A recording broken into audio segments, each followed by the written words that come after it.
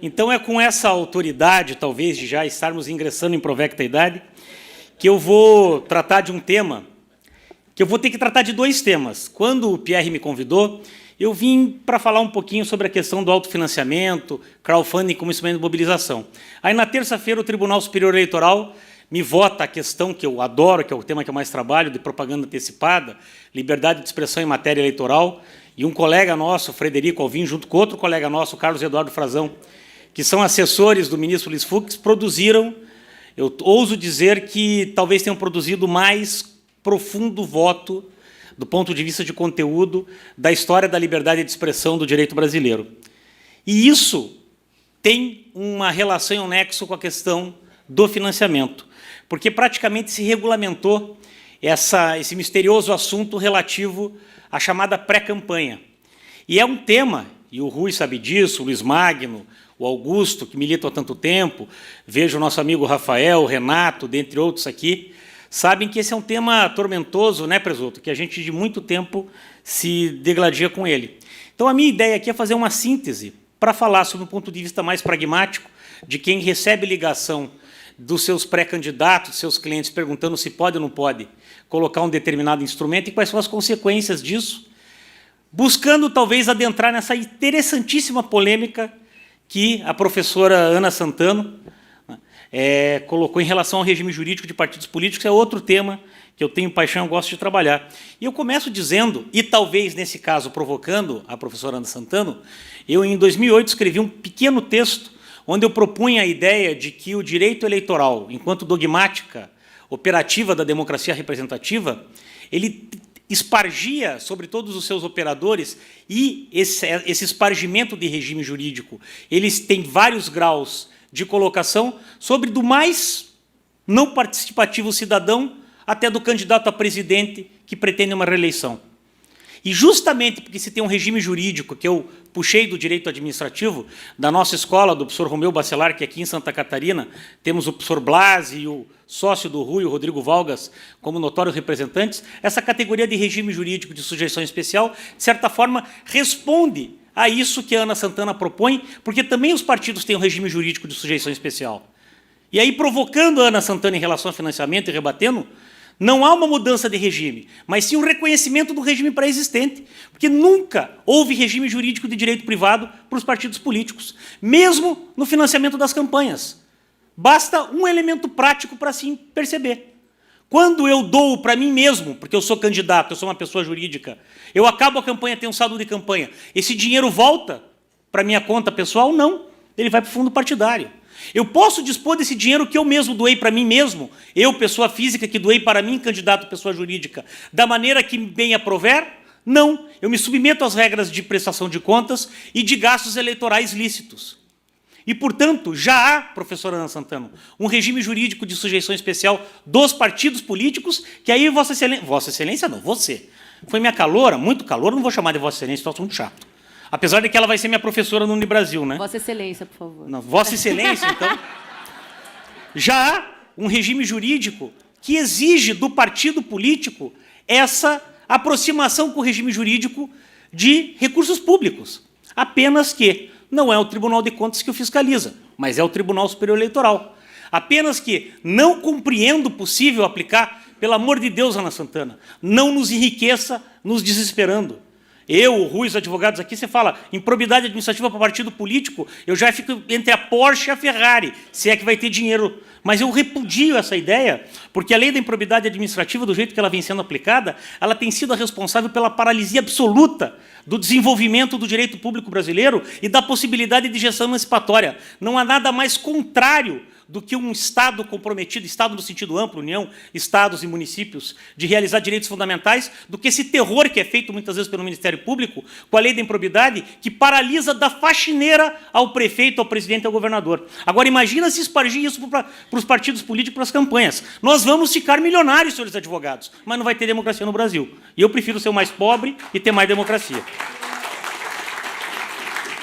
Mas, voltando ao tema, o fato de se entender que há um regime jurídico de sujeição especial e que, portanto, toda a vida da cidadania, com maior ou menor intensidade, se vincula ao regime do direito eleitoral, dentro de um sistema que reconhece, tem uma periodicidade de eleições, possibilita que os partidos políticos, os agentes políticos, os cidadãos, enfim, as entidades da sociedade civil sempre estejam a fazer política. Para tentar criar um mecanismo de dar uma espécie de sistematicidade para isso, eu propus num texto, num livro que foi publicado recentemente, lançado no TSE a semana passada, a ideia de nós, para entender a eficácia e a força dessa questão do direito eleitoral, desse regime jurídico, que pudéssemos pensar em 3 aspectos, em 3 marcos temporais, para que possamos mediar ou entender a maior ou menor eficácia da intervenção da jurisdição eleitoral, justamente para preservar, de um lado, o princípio da igualdade de oportunidades, mas, de outro, aquilo que eu denomino ampla liberdade de convencimento, que está vinculado ao princípio constitucional da liberdade de expressão, que, na feliz elaboração de Aline Osório, é regime, no nosso sistema constitucional, é dotado da chamada preferred position, a posição preferencial, e, portanto, em colisão com direitos fundamentais, prevalece preferencialmente o voto do ministro Fux, e consolida esse precedente entre nós. E aí eu propus que nós dividíssemos, para tentar estabelecer uma sistematicidade de controle, em 3 marcos temporais, o que eu chamei período eleitoral lato sensu, período pré-eleitoral lato sensu, período pré-eleitoral estrito sensu e período da disputa eleitoral. Período eleitoral lato sensu, basicamente, são os 3 anos antes do ano da eleição. Ali, o controle da jurisdição eleitoral tem que ser o menor possível. Usando uma expressão bem popular, deixa o pau comer. Só intervém em casos extremados. Ali o sujeito pode fazer promoção pessoal, livre debate. Ali a jurisdição eleitoral tem que funcionar menos. Entretanto, no ano da eleição, em face do princípio da igualdade de oportunidades, nisso que eu chamo de período pré-eleitoral estrito sensu, aí sim, já há instrumentos legais que determinam maior eficiência e controle da justiça eleitoral sobre essas formas de organização.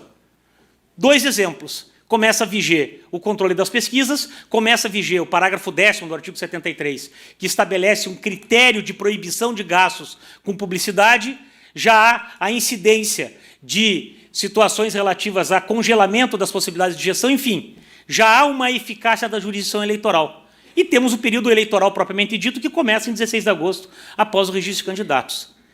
Muito bem. Em relação ao período eleitoral propriamente dito, período da disputa eleitoral, ou, como dizia o ministro Aires Brito, período crítico, já há uma discussão a respeito do financiamento. Eu quero aqui ponderar a respeito do financiamento da chamada pré-campanha ou desse período pré-eleitoral estrito sensu. O que acontece antes de 1º de janeiro não me preocupa. E aí tem que se ponderar um fato que foi abordado pela Ana Santana e que é a grande armadilha, me desculpem a ousadia e a prepotência, vai ser a grande armadilha dessas eleições. Quando a ação direta de inconstitucionalidade 4650 proibiu o financiamento de campanhas eleitorais, ela não proibiu apenas o financiamento das campanhas eleitorais. Ela excluiu da licitude democrática a possibilidade de participação das pessoas jurídicas no processo de debate político, porque o centro da argumentação, das premissas que levaram a essa conclusão, é que em nosso país, nosso sistema constitucional, não reconhece direitos políticos às empresas, às pessoas jurídicas em geral. Isso é tão evidente que, no processo de argumentação, fez-se uma distinção entre aquilo que a Suprema Corte Americana, no famoso caso Citizens United versus Federal Electoral Commission, nesse precedente da Suprema Corte norte-americana, que dizem que legalizou o black money, se reconheceu que as pessoas jurídicas têm direitos políticos, inclusive protegidos pela primeira emenda da Constituição norte-americana, a chamada emenda da Freedom of Speech, da liberdade de expressão, a ponto de ser legítimo que ela gaste dinheiro para promover a opinião que ela defende. No Brasil é exatamente o oposto. Aqui as empresas não têm cidadania política. Então elas não podem nem financiar campanhas, nem financiar partidos políticos e nem interferir no debate político, digamos assim, em estrito sensu. Qual que é a consequência grave disso? Senhores advogados, tomara que tenha pouco ou bastante promotor, porque vão achar uma delícia isso que eu vou falar, e demais estudiosos da democracia e do direito eleitoral. Tem um dispositivo da lei eleitoral, que é o artigo 30A, que é o famoso dispositivo do Caixa 2. Arrecadação e gastos ilícitos de campanha. E esse dispositivo, artigo 30A, tem um parágrafo 2º, que tem uma locução, que quem percebeu isso foi pela primeira vez, eu vou ser honesto, foi o professor Rodrigo Lopes Ilho, promotor, autor de uma das melhores obras de direito eleitoral que eu conheço, sempre recomendo para qualquer estudante que me pergunta, ou profissional que quer começar, foi, primeiro você lê o José Jairo Gomes e o Rodrigo Lopes Ilho. Depois a gente dá os livros, pega os textos do Rui, alguma coisa que nós todos escrevemos, mas leia esses dois primeiro, para entender a racionalidade do sistema. E ele percebeu que o parágrafo 2º tem uma locução, um texto e um programa normativo que esparge a possibilidade de ilegalidade do financiamento para fora do período eleitoral, de disputa eleitoral. Porque o parágrafo 2º diz assim: comprovado captação ou gastos ilícitos de recurso para fins eleitorais, será negado o diploma do candidato ou cassado, se já houver sido outorgado. O que significa isso? Significa que pré-candidatos que tenham suas atividades pré-eleitorais financiadas por pessoas jurídicas correm o sério risco de terem cometido o ilícito do Caixa 2 eleitoral sem sequer terem consciência disso. Recentemente, no estado do Paraná, nós estamos enfrentando 2 ou 3 representações eleitorais. Uma delas foi proposta pelo Gustavo Guedes, advogado que todos conhecem, ficou famoso por ser advogado do presidente Michel Temer. Durante certo período, foi, sem dúvida, o eleitoralista mais conhecido do Brasil, onde ele já representou uma candidata, a atual governadora, candidata à reeleição, porque colocaram outdoors, várias empresas, universidades, instituições, Federação do Comércio, colocaram outdoors com a foto dela desejando um sucesso no governo. E esse uso dessa forma de financiamento de campanha no período pré-eleitoral se aproxima perigosamente do Caixa 2. Não tenho dúvida em, somando o conteúdo desse artigo 30A, parágrafo 2º, com o quanto decidido na ação direta de inconstitucionalidade 4650, que se consolida uma forma de financiamento irregular que pode, inclusive, levar à cassação de mandato. Mas, e aí pretendo me encaminhar para a conclusão, que é uma provocação, nesse recentíssimo e ainda não publicado acórdão, graças à nossa gloriosa Academia Brasileira de Direito Eleitoral e Político, eu consegui ter acesso ao voto do ministro Fux, foi divulgado ontem, e ali se propõe, e eu estou falando de financiamento sobre o período pré-eleitoral, uma regulamentação, uma construção jurisprudencial interpretativa que privilegia a ampla liberdade de expressão. Saudações para a nossa querida ex-juíza Ana Blasi, grande jurista, grande advogada e absolutamente invejada pela minha esposa, Ana Carolina Cleve, pela sua elegância incomparável, que a Ana Carolina, a minha esposa, também é absolutamente elegante. Então, ela e a Ana ficam competindo, é uma competição que é danada, sobretudo, para nós que assistimos isso e não podemos bater em todo mundo que olha para elas. De todo modo, nesse acórdão do TSE recente, se criou 3 conceitos. Manteve-se a ideia de propaganda eleitoral antecipada, que é ilícita. Propaganda eleitoral fora de 16 de agosto é ilícita. Tem um debate sobre isso. Eu sou daqueles que entendem. Propaganda eleitoral fora do período eleitoral é ilícita. Mas se absorveu a ideia de que a propaganda eleitoral antecipada ilícita é só aquela que, nos termos do caput do artigo 36A, que contém pedido explícito de votos. E nesse voto, que se quem quiser anotar, depois eu vou deixar o resumo aqui para vocês, mas em 2, os acórdãos são no agravo de instrumento 924 de São Paulo e no recurso especial 4346 da Bahia, de Itabaiana e Várzea Paulista, respectivamente.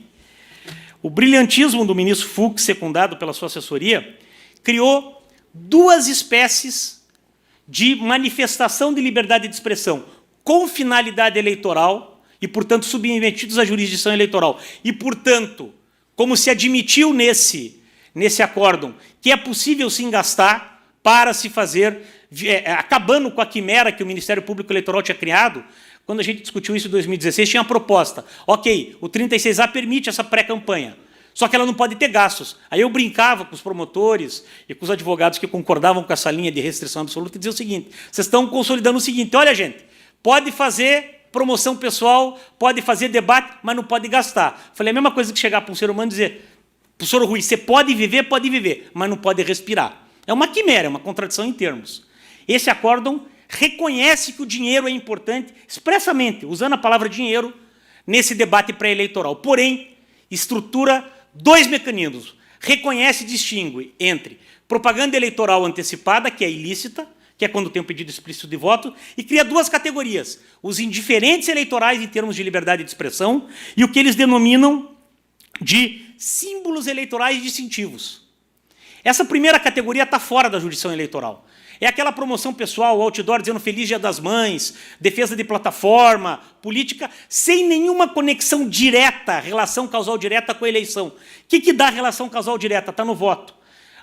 O anúncio da pré-candidatura, o anúncio do cargo almejado, o anúncio do porquê esse pré-candidato é o melhor para aquele cargo, a exposição de projetos e plataformas vinculadas diretamente ao eleitoral. Isso seria aquilo que o voto chama de símbolos eleitorais distintivos. Para esses, se proibiu, da mesma forma que se proíbe para propaganda eleitoral, o uso a realização de instrumentos colocados. E, portanto, os gastos realizados, e aqui que é o fundamental, porque é difícil resistir à tentação de falar de propaganda, mas a ideia de financiamento, é preciso perceber que nem toda propaganda eleitoral antecipada e regular constitui abuso de poder.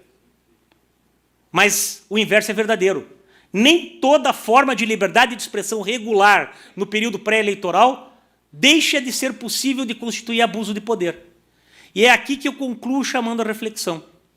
Essa nova forma de compreensão, essa maior liberdade que inteligentemente e constitucionalmente o Tribunal Superior Eleitoral consolidou, né? Já havia um precedente histórico, o Acórdão 5124 de Minas Gerais, que consagrou esse ritmo. Até é lindo ver o ministro Fux, nós que militamos há tanto tempo, Presoto, Rui, Luiz Magno, ver o presidente do Tribunal Superior Eleitoral admitindo a ideia de legalidade invertida, que em matéria de liberdade de expressão eleitoral só se não pode fazer aquilo que a lei expressamente proíbe. Isso é maravilhoso. Mas há uma contrapartida, há um ônus, como diz a professora Ana Santana, que as hipóteses de sindicabilidade e de abusos de poder vão se tornar ainda mais eficazes. Sobretudo porque, também nesse acordo aqui concluo, se propõe que o controle dos gastos que não são computados. O acordo é expresso. Ele fala, olha, não existe na legislação brasileira como controlar gastos de pré-campanha. Porém, ele cria um conceito, que é o conceito da possibilidade e da potencialidade do chamado pré-candidato médio. Ou seja, o uso de formas de expressão, de debate político, de promoção pessoal, do que ele chama de símbolo eleitoral distintivo na comunicação, no período pré-eleitoral, que transgridam ou transcendam esse chamado pré-candidato médio, pode constituir hipótese de abuso de poder, que, portanto, mesmo antes da eleição, pode ser atacado pela via da investigação judicial eleitoral. O professor Luiz Fernando Pereira propõe a tutela inibitória antecedente, e, portanto, a essa maior liberdade de expressão e a essa admissão de gastos, todos nós temos que estar atentos, porque certamente a jurisdição eleitoral vai exercer um papel mais contundente no controle desses abusos de poder. Mesmo que o acórdão, com muita inteligência, tenha reconhecido, e aí na linha do que disse a professora Ana Santana, que, como disse, e aqui repercuto o ministro, hoje ministro da Justiça, mas ex-ministro do Tribunal Superior Eleitoral, Torquato Jardim, quando ele diz que a legislação eleitoral talvez seja a mais precisa e planejada das legislações. E eu insisto e aqui concluo, com toda a certeza, Ana Santana, Pierre Vanderlinde, Tiago, essa redução do tempo de propaganda eleitoral, essa aceitação da exclusão da pessoa jurídica, somada com essa possibilidade absurda do autofinanciamento do candidato rico, ela foi feita de encomenda para que a classe política, tão atacada, se defenda. Ela é violadora da ideia de alternância de poder e, por isso, que é preciso ter uma interpretação diferente com a mais ampla liberdade de debate. Eu acho que eu transcedi um pouco o tempo, mas trouxe algumas reflexões e fico à disposição, agradecendo de novo. É um prazer enorme, eu digo que Florianópolis é minha paixão desde sempre, porque muito antes até, eu acho que do irmão do Rui resolver namorar sua mãe, eu já vinha para Florianópolis pegar onda, eu já fui surfista, né? Obviamente, há 15 anos e 25 quilos atrás, eu consegui ainda isso, mas Florianópolis é uma paixão que, se começou do ponto de vista das suas belezas naturais, continua por conta da densidade intelectual e acadêmica que Santa Catarina, desde sempre, oferece para o Brasil. Eu lembro, e o Rui lembra disso, que eu tinha uma tentação danada de vir fazer meu mestrado aqui logo que eu concluí a faculdade em 94, que era o maior centro produtor de conhecimento crítico do direito, a Universidade Federal de Santa Catarina. Ainda bem que eu não vim, porque eu ia ser um péssimo surfista e, pior ainda, advogado. Obrigado.